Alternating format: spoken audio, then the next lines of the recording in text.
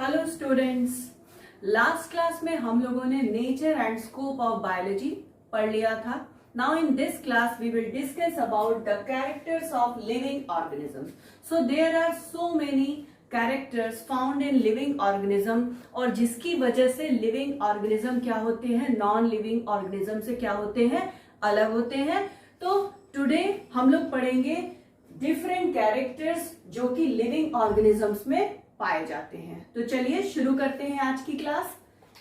The first very important character is the presence of protoplasm.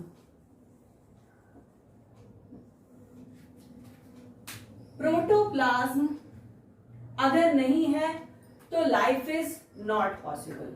So it is the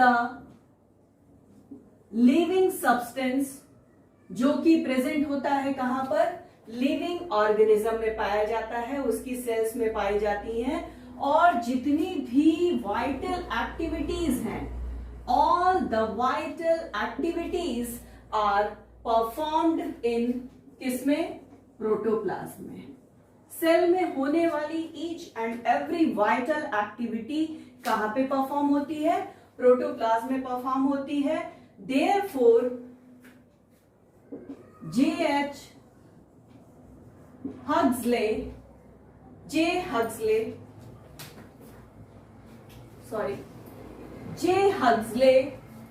called it as the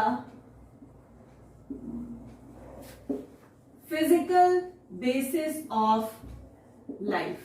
तो जे Huxley ने protoplasm को physical basis of life कहा था. तो है क्या protoplasm? Protoplasm is the complex mixture of several chemicals which are present in definite proportions. तो protoplasm is a mixture of several chemicals. Several chemicals का एक मिक्सचर होता है जो कि डेफिनेट प्रोपोर्शंस में प्रेजेंट होते हैं, बना देता है क्या, प्रोटोप्लाज्म बना देता है. तो ये था प्रोटोप्लाज्म के बारे में. Now another important character is, second is the cellular structure. All the living organisms are made up of structural units. और ये स्ट्रक्चरल यूनिट्स क्या होती हैं, जिन्हें हम क्या कहते हैं, सेल कहते हैं. That is why cell is the structural unit of a living body. और इसी सेल की संख्या के आधार पे हम ऑर्गेनिजम्स में क्या करते हैं, डिफरेंशिएशन कर देते हैं. दे मे बी यूनिसेलुलर और दे मे बी मल्टीसेलुलर. यूनिसेलुलर है अगर वन सेल पाई जा रही है, और अगर एक से ज्यादा सेल्स पाई जा रही हैं, then organism will be considered as multicellular. The term cell was first of all used by Robert Hooke in 1665.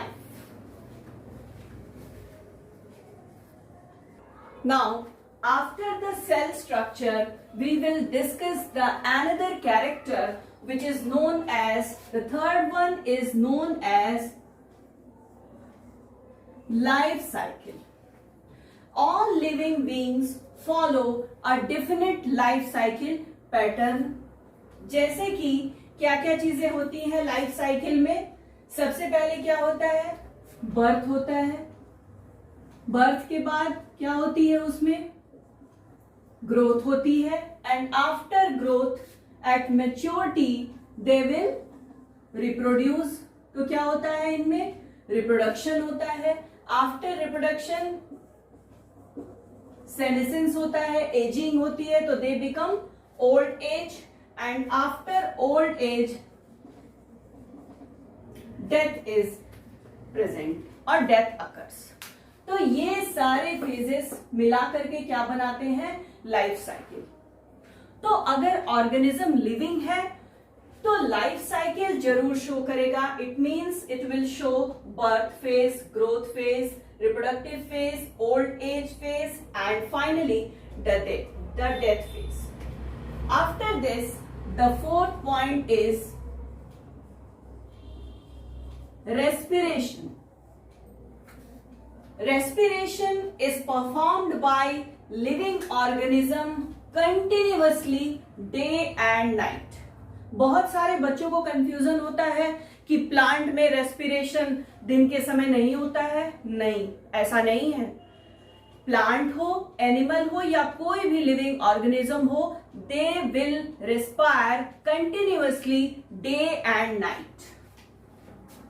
It is a continuous process all day and night.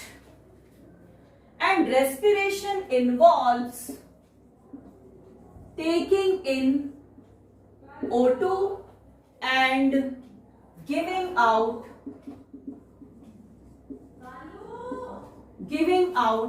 CO2. So, respiration is a process in which क्या क्या होता है, taking in of O2 and giving out of CO2. ये हर living organisms के द्वारा perform किया जाता है. तो respiration is an oxidative, catabolic and energy releasing process. Energy releasing process है. इट मींस क्या हो रही है, एनर्जी रिलीज हो रही है, यानी कि ये कैसा रिएक्शन होगा, एक्सोथर्मिक रिएक्शन होगा. Energy releasing process in which energy is released by oxidation of food. Food का ऑक्सीडेशन होता है एंड एज ए रिजल्ट क्या होता है, एनर्जी रिलीज होती है. This is known as respiration. तो respiration is a process which also performed by living organism. Now, after respiration, we will discuss about food. What is a food? Actually, any substance which releases energy after oxidation. Food is any substance which releases energy after oxidation. अगर oxidation के बाद किसी substance से energy release हो रही है तो ऐसे सब्सटेंस को हम कंसीडर करेंगे कि ये क्या है, फूड है. तो रेस्पिरेशन के प्रोसेस में होता क्या है, दिस इज ग्लूकोज, ऑक्सीडेशन हो रहा है यानी कि ऑक्सीजन का एडिशन हो रहा है और एज ए रिजल्ट यहां पर फॉर्मेशन होगा 6CO2. CO2 बाहर निकल रहा है और इसी के साथ रिलीज होगा 6 molecules of water and along with that 686 kilocalorie energy is released. But actually यहां तो आप लोगों ने एक स्टेप में देख लिया, but actually the mechanism of respiration is very complex process. It involves so many steps. Now, the next living character is presence of metabolism. Actually, metabolism is the sum total of all activities performing in the cell. किसी भी cell में जितनी भी activities हो रही हैं, ये activities कैसी होंगी, केमिकल. जितनी भी केमिकल एक्टिविटीज हो रही हैं उन सभी का जो सम टोटल होता है, it is known as metabolism. And this metabolism is responsible for growth, repair and maintenance of the body. तो ये हो गया मेटाबॉलिज्म का फंक्शन. अगर बॉडी में मेटाबॉलिज्म सही तरीके से हो रहा है तो इसका मतलब है कि ग्रोथ भी सही होगी, सेल्स का रिपेयर भी होगा और बॉडी का मेंटेनेंस भी क्या होगा, अच्छे तरीके से होगा. अब मेटाबॉलिज्म जो होती है वो दो टाइप की होती है. The first one is known as anabolic process या इसे ही कहते हैं सिंथेटिक प्रोसेस और it is also known as constructive process. The second one is known as catabolic process. Catabolic process is also known as destructive process. Anabolic processes में क्या होता है, अगर anabolic process की बात करें तो इसमें जो simple substances होते हैं ये क्या करते हैं, they become unite to form more complex substance. More complex substance का फॉर्मेशन करते हैं ड्यूरिंग एनाबोलिक प्रोसेस या सिंथेटिक या कंस्ट्रक्टिव प्रोसेस. अगर कैटाबोलिक प्रोसेस की बात करें तो कैटाबोलिक प्रोसेस में क्या होता है, ये देखिए यहां पर लिखा हुआ है डिस्ट्रक्टिव, यानी कि यहां पर क्या होगा, डिस्ट्रक्शन होगा. डिस्ट्रक्शन किसका होगा, जो कॉम्प्लेक्स सब्सटेंस है इनका क्या होगा, ब्रेकडाउन होगा और ब्रेकडाउन के बाद they will form simple substances. Simple substances का फॉर्मेशन होता है after the breakdown of complex substances. तो कॉम्प्लेक्स सब्सटेंस है, ब्रेकडाउन हुआ, सिंपल सब्सटेंसेस का फॉर्मेशन हो गया. इसी वजह से इस प्रोसेस में एनर्जी रिलीज होती है. हाउएवर एनाबोलिक प्रोसेस हो या कैटाबोलिक प्रोसेस हो, both processes are independent process or we can say conclusively metabolism equal to anabolism plus catabolism.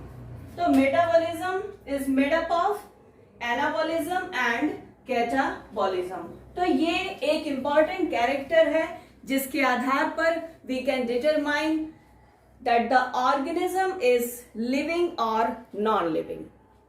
So after metabolism, we will describe the growth and development in an organism. Actually, every living organism show growth and development. अगर कोई organism living है तो it will definitely show growth and development. तो सबसे पहले हम लोग समझ लेते हैं कि ग्रोथ क्या होता है.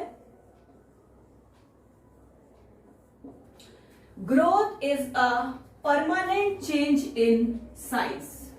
It is the permanent change in size. Permanent है इसका मतलब कि it is irreversible process which cannot be reversed. So it is a permanent change in size. और चेंज इन साइज हो रहा है, इसका मतलब है कि इंक्रीज इन ड्राई मैटर. इसका जो ड्राई मैटर है वो क्या करेगा, इंक्रीज करेगा. या आप कह सकते हैं कि growth is the end product of successful metabolism. Growth is the end product of successful metabolism. Successful metabolism का क्या मतलब है, सक्सेसफुल मेटाबॉलिज्म का मतलब है कि anabolism is more as compare to catabolism. तो हियर यू कैन सी कि सक्सेसफुल मेटाबॉलिज्म है यानी कि anabolism is more as compared to catabolism. Synthesis ज्यादा हुई है सब्सटेंसेस की, यानी कि सिंपल सब्सटेंसेस यूनाइट करके कॉम्प्लेक्स सब्सटेंसेस का फॉर्मेशन अगर ज्यादा हो रहा है, it means it is a type of successful metabolism. Now development क्या है, चलिए देखते हैं। ग्रोथ और डेवलपमेंट में फर्क होता है। अगर growth is accompanied by differentiation, अगर साइज में चेंज हो रहा है और उसी के साथ साथ डिफरेंशिएशन भी हो रहा है बॉडी में, तब आप इसे क्या कहेंगे, डेवलपमेंट कहेंगे। यानी कि जो ग्रोथ है वो कैसा कैरेक्टर है, it is the quantitative change. कैसा है, क्वांटिटेटिव चेंज है। Whereas development is the quantitative as well as qualitative change. तो अगर ग्रोथ के साथ डिफरेंशिएशन भी हो रहा है तो उस कंडीशन में आप टर्म यूज करेंगे development. Now after this very important criteria is nutrition. As we know, all living organisms require nutrition, and nutrition is the supply of food. तो सप्लाई ऑफ फूड की अगर बात करें तो इस आधार पर भी लिविंग ऑर्गेनिजम्स को डिवाइड कर दिया जाता है टू टाइप्स में। ऐसे organisms they make their own food material, they will be termed as autotrophic, और ऐसे ऑर्गेनिज्म जो कि अपना भोजन खुद से नहीं बनाते हैं and they are dependent on another organism for their food. उस कंडीशन में ऐसे ऑर्गेनिज्म को हम कहते हैं हेट्रोट्रॉफ। तो अगर न्यूट्रिशन की बात करें तो nutrition is basically of two types, autotrophic nutrition and the second one is heterotrophic nutrition. In autotrophic nutrition, the organism make their own food material, whereas in heterotrophic mode of nutrition, organisms are dependent on another organism for their food. Heterotrophic organisms are of two types. The first one is known as saprophytic and the another one is known as parasitic. Saprophytic means they get nutrition from dead and decaying organic matter. And parasitic means they get nutrition from the living host. अगर living host से अपना food ले रहे हैं, in that condition कैसे plants कैसे organism होंगे, वो पैरासिटिक होंगे। और अगर dead and decaying organic matter से अपना फूड ले रहे हैं, then they will be considered as saprophytic. तो न्यूट्रिशन के बाद जो इंपॉर्टेंट कैरेक्टर है वो है reproduction. As we know, living organisms have the capacity to produce their young ones of their own kind, and in this way they increase their number. तो जो reproduction है, it may be of vegetative type, asexually they can reproduce asexually, and they can also reproduce by sexual methods. So there are three methods involved in the reproduction. vegetative reproduction, asexual reproduction and sexual reproduction. Vegetative reproduction is a type of reproduction in which vegetative part से new organisms का formation हो रहा है. Basically plants में देखने को मिलता है इस तरह का reproduction. उसके बाद है asexual reproduction और the another one is the sexual method. Now next important criteria is known as irritability या इसे ही कहते हैं sensitivity. Sensitivity कितना sensitive है organism. The phenomena of responding to external stimuli. अब ये एक्सटर्नल स्टिमुलाई कुछ भी हो सकता है, जैसे कि it may be temperature, heat, it may be light. तो ऑर्गेनिज्म अगर लिविंग है तो वो definitely it will respond to the external stimuli. And irritability it is known as, इसे ही क्या कहते हैं, इरेटिबिलिटी कहते हैं. और ये जो इरेटिबिलिटी होती है वो होती है प्रोटोप्लाज्म. तो protoplasm will show irritability. Now after this the another criteria of livingness is, next important criteria is known as movements. It is the most common sign of life. अगर प्लांट या एनिमल्स में movement हो रहा है तो definitely हम इसे क्या कहेंगे कि it is a living plant और living animal. So it is the common sign of life and it is more pronounced in animals. It is more pronounced in animals. Animals में ज्यादा दिखाई देता है. जैसे कि हम लोग क्या करते हैं, एक प्लेस से दूसरे प्लेस पर जा सकते हैं, लेकिन प्लांट्स के साथ ऐसा नहीं होता है. प्लांट्स में भी मूवमेंट होता है, लेकिन वो कैसा होता है, लोकलाइज्ड होता है. तो they will show the movements in variation in their organs. हो सकता है कि लीव में मूवमेंट शो हो सकता है कि रूट में मूवमेंट शो हो. रूट में अगर मूवमेंट शो हो रहा है इसका मतलब है कि दे मे बी पॉजिटिवली जियोट्रॉपिक और नेगेटिवली जियोट्रॉपिक. या लीफ में आप तरह तरह का वेरिएशन देखते हैं, मूवमेंट देखते हैं, जिसको हम लोग क्या कहते हैं, नेस्टिक मूवमेंट कहते हैं. तो उसके लिए एक अलग से क्लास चलेगी जिसमें हम लोग प्लांट मूवमेंट को पढ़ेंगे. Now after this important criteria is very important process, excretion. As we know, all living organisms have capacity to throw out the waste products formed during metabolism. Cells में metabolism हो रही है, metabolic activity हो रही है, तो definitely वहां पर कुछ वेस्ट प्रोडक्ट भी क्या होंगे, प्रोड्यूस होंगे. तो अगर ऑर्गेनिज्म में कैपेबिलिटी है to produce waste product and it will be considered, this process is known as excretion. तो तब भी हम क्या कहेंगे कि जो ऑर्गेनिज्म है वो कैसा है, लिविंग है.